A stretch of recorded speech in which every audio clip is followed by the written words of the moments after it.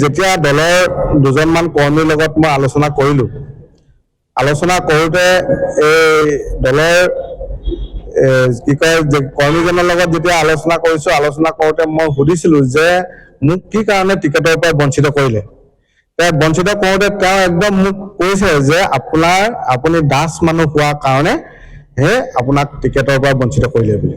তেতিয়া মোৰ মনত ইমান দুখ লাগিছে যে মই এই চিচিবগা সমষ্টিটো প্ৰায় 12টামান মানে আমাৰ জাতিৰ মাজত এই চিচিবগা সমষ্টিটো গঠিত হৈ আছে। আমি ইয়াত সকলো জাতি জনজাতিয়ে আমি খেলিব পাৰোঁ। তেতিয়া মোৰ মনত দুখ লাগিছে যে দাস সম্প্ৰদায় হোৱাৰ কাৰণে যে মোক টিকেটটো বঞ্চিত কৰিলে বুলি কোৱাত মই মনত খুব দুখ পাইছোঁ।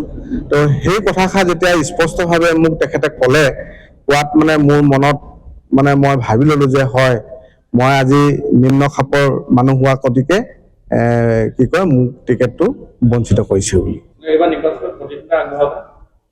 মই এতিয়ালৈকে প্ৰতিনিধি আগবঢ়োৱা কথাটো মই ভবা নাই, আৰু ৰাইজে যদি সহমত দিয়ে, ৰাইজে যদি চিন্তা চৰ্চা কৰে, তেতিয়া মই যেনেধৰণে আগবাঢ়িম আপোনালোকৰ আগত এই কথাখিনি জনাম।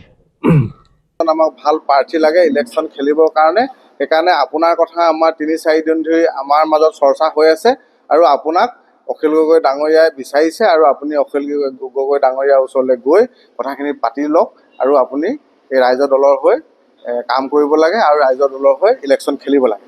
ঠিক এনেকুৱাখিনি কথা তেওঁলোকে যেতিয়া ক'লে, তেতিয়া মই ভাবিছোঁ যে যদি ৰাইজৰ দলে যদি কংগ্ৰেছৰ লগত এলায়েন্সত যদি ইলেকশ্যনটো খেলা হয়, তেতিয়াহ'লে নিশ্চিত এইটো ছিটটো জিকিব বুলি মই মনতে ভাবি ল'লোঁ।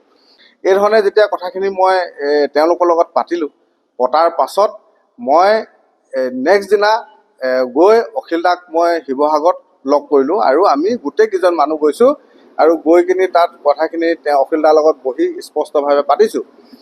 তেতিয়া অখিল দাই ক'লে যে সঁচাকৈ আমাৰ দলত এতিয়া সক্ৰিয় হিচাপে মানুহ নাই, আৰু ইলেকশ্যন খেলিবৰ কাৰণে আপুনি চিলাপথাৰ চহৰৰ মাজমজিয়া মানুহ যেতিয়া আপোনাক পাই খুব ভাল লাগিলে, আৰু আপুনি সঁচাকৈ যদি ইলেকশ্যন খেলিম বুলি ভাবিছে, তেনেহ'লে দলত জইন কৰি দলটোত সক্ৰিয়ভাৱে আপুনি আগবাঢ়ি যাওক, আৰু দলটোত কাম কাজখিনি কৰি যাওক। তাৰপিছত আপোনাক মই টিকেট দিয়াৰ ব্যৱস্থা যেনেকৈ কৰিব লাগে মই কৰিম। তেতিয়া মই গুৱাহাটীলৈ গ'লোঁ, গুৱাহাটীলৈ গৈ ৰাইজৰ দলত জইন কৰিলোঁ। জইন কৰি কিনি মই কি কয় অখিল দাক কথাষাৰ সুধিছোঁ যে অখিল দা, এই টিকেটটো মই পোৱা কেনেধৰণে ব্যৱস্থাটো হ'ব, কেলৈ মই তেখেতলোকৰ দলৰ নিয়ম কানুনখিনি মই একো নজনাত তেতিয়া তেখেতে মোক ক'লে যে 20 তাৰিখে, মই 15 তাৰিখে জইন কৰিছোঁ, মই দলত জইন কৰিছোঁ, আৰু 20 তাৰিখে জানুৱাৰী মাহৰ 20 তাৰিখেই মানে ডেট দিছিলে, মানে শেষ ডেট 20 তাৰিখৰ ভিতৰত মানে দাহ কাটি মানে টিকেট এপ্লাই কৰিব লাগে। তেতিয়া মই 18 তাৰিখে দাহ কাটি কিনি 19 তাৰিখে মই টিকেটৰ এপ্লাই কৰিছোঁ, গুৱাহাটীলৈ গৈ কিনি নিজৰ হাতেই অফিচত মই জমা দিছোঁ। তেতিয়া অখিল দাই এটা কথা ক'লে যে আপোনাক টিকেটটো দিবৰ কাৰণে যদি আপুনি 25,000 টকা দাহ কাটি কিনি যদি এপ্লাই নকৰে বা এতিয়া দাহ কাটি নথয়, তেতিয়াহ'লে সময়ত আপোনাক টিকেটটো দিবলৈ দিগদাৰ হ'ব। সেই বুলি কোৱাত মানে মই ভাবিলোঁ যে সঁচাকৈ এই দাহখন কাটি টিকেটটো মই এপ্লাই কৰি কিনি মই গুৱাহাটীৰ পৰা চিলাপথাৰলৈ আহিলোঁ। অহাৰ পাছত যে দলটোক মোক তেতিয়া কৈ পঠিয়ালে যে দলটোক খুব ভালকৈ আপুনি পৰিচালনা কৰক আৰু সক্ৰিয়ভাৱে কামত লাগক।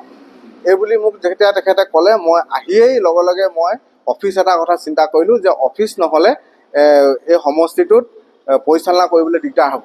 এতিয়া আহিয়ে মই এই অফিচটো ল'লোহি। অফিচটো লোৱাৰ পাছত দলৰ যিখিনি কাৰ্যকৰ্তা আছিলে, মই গোটেই সমষ্টিটোত যিখিনি কাৰ্যকৰ্তা আছিলে মই গোটেইখিনিকে মই এই অফিচলৈ নিমন্ত্ৰণ জনাইছোঁ, আৰু তেওঁলোক তেতিয়া আহিছে। অহাৰ পাছত মই দলৰ কাৰ্যকৰ্তা মই 48জন মানুহ পাইছোঁ। তেতিয়া 48জন মানুহ পোৱাত মই সকলোকে এখন গামোচাৰে ধুনীয়াকৈ তেওঁলোকক মই সা সন্মান জনাইছোঁ। অখিল দাই মোক এদিন ফোন কৰিলে যে কি কয় মই 12, 13 আৰু 14 তাৰিখে আপোনালোকৰ তাত মিটিং দিব বিচাৰিছোঁ, আৰু মই 3 দিন আপোনালোকৰ তাত থাকিম। যেতিয়া 3 দিন থাকিম বুলি ক'লে, তেতিয়া মই খুব ভাল পাইছোঁ। তেতিয়া আপুনি যে সেই মিটিংখিনি কৰিবৰ কাৰণে আপুনি মেনেজ কৰিব, পইচা পাতি খৰচ কৰিব পাৰিব নাই?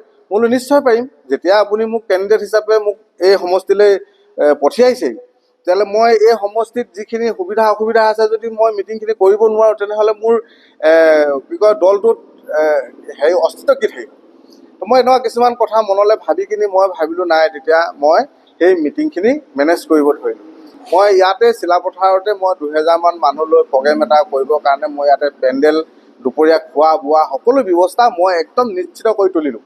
আৰু 19টা আঞ্চলিক পঞ্চায়তত দুদিনত মিটিং কৰিবৰ কাৰণে মই য'ত যেনেকৈ যি লাগে মই গোটেইখিনি ঠিক কৰিলোঁ। ঠিক কৰাৰ পাছত ঠিক 11 তাৰিখৰ দিনা 3:30 মান বজাত যেতিয়া মই শুনিলোঁ যে এই আপোনাৰ মিটিংখন 3দিনীয়া যিটো প্ৰগ্ৰেম সেইটো কেঞ্চেল হৈছে, তেতিয়া মোৰ মনত বহুত দুখ লাগিলে। কেলৈ মই বহুত মানুহ মই মেনেজ কৰি লৈছিলোঁ। মই ইয়াত চিলাপথাৰত যিখন মিটিং দিব লৈছিলোঁ সেই মিটিংখনত মই 2000 মান মানুহৰ কাৰণে গোটেই বয় বস্তু খোৱা বোৱাৰ পৰা আদি কৰি কাৰিকৰ পেণ্ডেল চব কিছু মই ঠিক কৰি পেলাই পইচা পাতি দি ক্লিয়াৰ হৈ লৈছিলোঁ। প্ৰায় মই 4 লাখ মান টকা খৰচ কৰি পেলালোঁ তেতিয়ালৈকে। আৰু তাৰ আগতে যথেষ্টখিনি খৰচ কৰিছোঁ। প্ৰায় মোৰ 20-22 লাখ টকা মই এই দলত আহিয়েই মই শেষ কৰি পেলাইছোঁ পইচাখিনি। মানে পইচা গ'লেও মানে দলটো যাতে সক্ৰিয় হৈ আহক। মই ইয়াৰ পৰা অকৃত পাৰ্কলৈ গুচি গৈ 8টা মান বজাত মই অখিলদাৰ লগত বহিছোঁ। বহি কিনি অকলে বহিছোঁ, তেখেত আৰু মই বহি একদম ধুনীয়াকৈ কথাখিনি পাতিছোঁ। পতাত মই তেতিয়া মোক অখিলদাই কৈছে যে দুলাল বৰুৱাক আমি দলত জইন কৰালে কিবা অসুবিধা হ'ব নেকি? মই কৈছোঁ কোনো অসুবিধা নহয়, একো বেয়া নহয়, আনক জইন কৰাক ভাল কথা, দললৈ আহক, দলত কাম কৰিব। আৰু টিকেট বিচৰাটো সকলোৱে বিচাৰিব। আমি দলৰ কৰ্মী 10জন নহয় 15জনো বিচাৰিব, এজনেহে টিকেটটো পাব। আমি সেইজনক কেনেকৈ দলত জিকাওঁ সেইটোহে আমাৰ লক্ষ্য হ'ব লাগে। যে এজন টিকেট যে কি কয় আমি এজনে টিকেট পালে বুলিয়ে বাকী গোটেইকেইজন আঁতৰি যাব নালাগে, আমি সকলোৱে কেনেকৈ তেওঁক জিকাওঁ এইটো চিন্তা কৰিব লাগে। কিন্তু এতিয়া ইয়াত এই দলত কি হৈছে, দুলাল বৰুৱাক যেতিয়া জইন কৰালে, জইন কৰোৱাৰ পিছদিনাৰ পৰা মোৰ এই অফিচলৈও অহা মানুহ নাইকিয়া হ'ল। আৰু কি কয় কোনো ধৰণৰ মোৰ লগত যোগসূত্ৰ আমাৰ দলীয় কৰ্মী তলৰ গাছ লেভেলৰ মানুহখিনি বাহিৰে যিকেইজন মানে 4-5জন নেতা আছে, সেই নেতাকেইজনৰ মোৰ লগত কোনো সম্বন্ধ নাইকিয়া হ'ল। মই ফোন মাৰিলেও ৰিচিভ নকৰে আৰু তেওঁলোকেতো মোক কণ্টেক্ট নকৰেই। কোনো কথাই তেওঁলোকে মানে মোৰ লগত সহযোগ নৰখা হ'ল। তলৰ যিসকল গাছ লেভেলৰ মানুহখিনি আছিলে অকল সেইখিনিহে মোৰ লগত সদায় কণ্টেক্ট। যে আজিৰ তাৰিখলৈকে যেতিয়া দলৰ এই 4-5জন নেতাই কোনো ধৰণৰ মোৰ লগত যোগসূত্ৰ নৰখা হোৱাৰ কাৰণে মই আজি কি কৰিছোঁ যে মই যি ৰাইজৰ দলৰ প্ৰাথমিক সদস্যৰ পদত আছিলোঁ এই পদৰ পৰা মই আজি অব্যাহতি লৈছোঁ। ৰাইজৰ দলৰ মানে 4-5জন মান বিশেষ নেতা আছে। সেই 4-5জনে ভাবে যে আমি দলটোৰ বহুত ডাঙৰ আমি নেতা, আমাৰ অবিহনে এই দল নচলে। কিন্তু মই এটা কথা ভালকৈ জানো যে তেওঁলোকে গাছ লেভেলত কেনেধৰণে কাম কৰিব লাগে এই বিষয়খিনি তেওঁলোকে ভালকৈ নাজানে।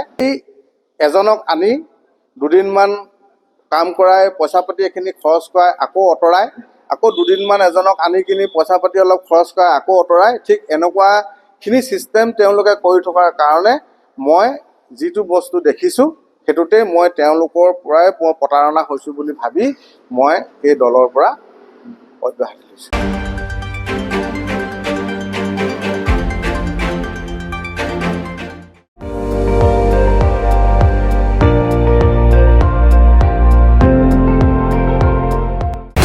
আপুনি চাই আছে ND24, সৰ্বশ্ৰেষ্ঠ নহয় সৰ্বোত্তমৰ দৌৰত।